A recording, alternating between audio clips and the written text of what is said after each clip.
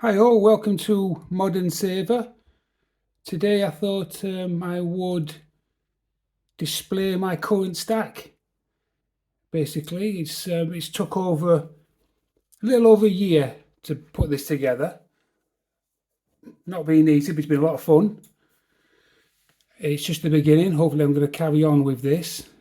Today's prices, as of the 28th of October, and for gold, is a bit shocking. Going up. It's nice to think that some of this stuff I've got now is going to be in profit, but I want it to keep being cheap for now, so that's a little bit worrying. But anyway, as I said, I thought I'd show some of my, or all of my stack off and where we are and what the plans are for the future.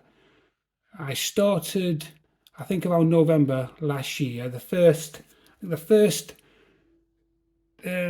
coin I got was actually this Royal Mint, 1/10 Britannia. Cost way too much, really. But it was a learning thing, and I found there were better places to go than Royal Mint, really, if you wanted to get the best bang for your buck. I mean, it's in a nice, sort of case, and I'll never take it out of there, and that might keep some of the value. I don't know, but it's not something that I'm planning on doing again anyway. I'll carry on just buying the cheaper the cheaper stuff from places like Chords, Atkinson Bullion, Tavex. But anyway, I don't really go for the smaller amounts of gold anyway, because I just don't think it's worth it with the premiums. But that's what I started with. It was that, and at the time, the Australian kangaroo 1 ounce silver as well. I was buying a lot of this. Obviously, it's much cheaper than buying gold. It was good just to start off. So I was collecting these at a reasonable price. It's changed though now. These aren't the cheapest anymore. Your silver Britannias are probably cheaper now. But the problem is with silver, in the UK anyway, is the VAT. You get hammered with it. And it makes it just, not so much fun, because it's going to take a lot longer to really make a profit out of it. I think how much I bought these for, the spot price on silver would probably have to go over £30 before I start making a gain, which it will do at some point, I'm sure. But it's just annoying when you look at your spreadsheet and you can see that when you're buying these things, you're in negative £10, £15 or whatever, because of the premium and that terrible VAT which you don't get on gold. But when I started, because it was cheap, I didn't have a lot to pay really monthly.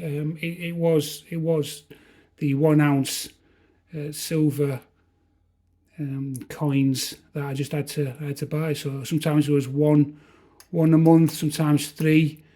And as you can see, quite a bit of Britannia. I think things changed really a few months later. I was managed to remortgage my second home, which is like a rental, and managed to pull out a fair bit of money, and it enabled me to get in quite a bit more of this stack. Without that, and then I would have had only half of this really, but that enabled me to carry on getting silver, but it was in this mini box, which obviously, because she was buying so much more at a time, I think it was 100 coins, it made it much cheaper. So altogether it cost about £2,300, including the box, which was far better and well worth it. That's enabled me to get around 147 ounce of silver at the moment.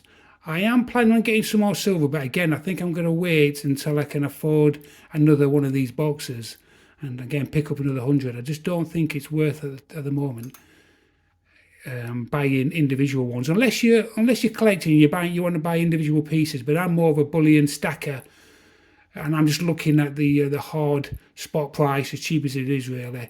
I'm just hoping, or looking at some point in the future, maybe to pass on to the kids when the value of silver and gold goes up. So I'm just looking at acquiring as much as I can. But beside that, we move on to gold. As I said, the first piece I bought was the 1/10. I think I then moved on to another 1/10 from somewhere else, but significantly cheaper. But again, because of the premiums on these things, it's not great. So I moved over at the time to 1/4 ounces. I picked up one of those, which are much better. I think I got these for around £400, I think at the time, a little bit more now, but that's what I paid.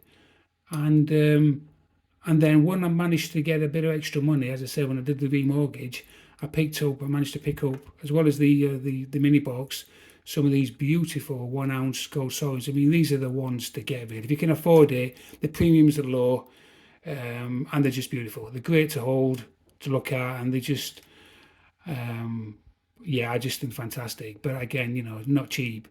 In the UK at the moment, you're talking, I think we're touching £1,700 now, which is crazy. But that's what I was doing though, really. It was mostly, I couldn't buy these every month, obviously, so the idea really was just to carry on buying the quarters. But then, doing more research, looking at a lot of YouTube channels, some fantastic ones out there. Big shout out to Sovereign Saurus, which is one of my favourite channels. Two for One as well as another one. But Sovereign Saurus, he probably got me onto the Sovereigns, which are great. I mean, it's like an alternative really to quarter ounces. Yeah, they're only 0.22 gold. What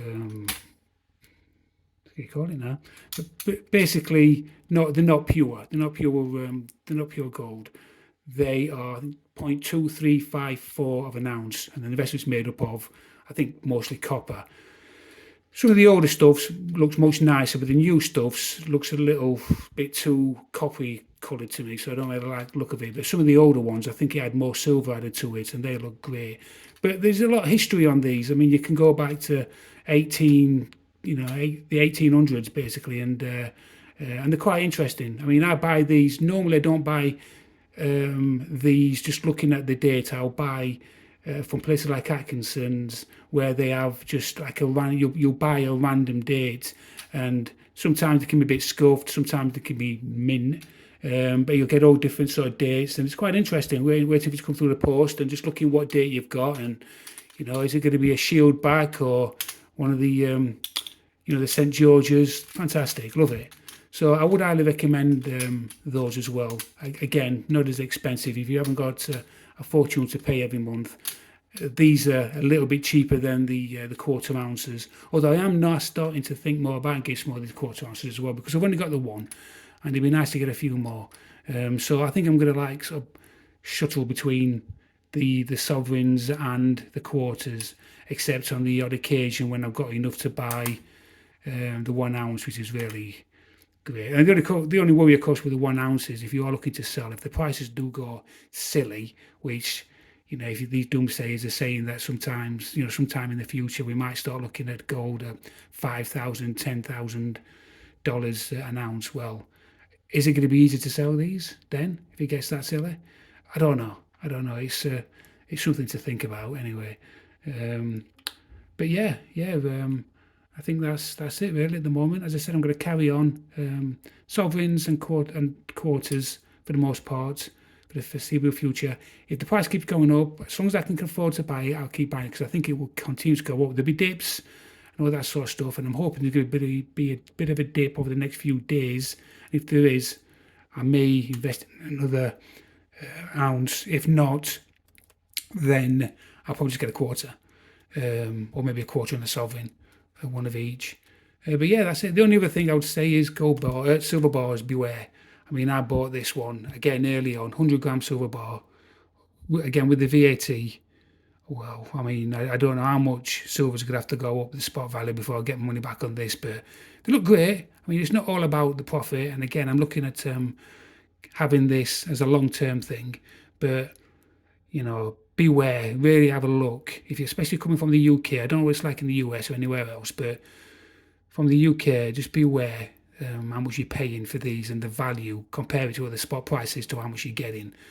As I said, they're lovely, but expensive. Anyway, I think that wraps it up. Take it easy, and hopefully speak to you again soon. All the best.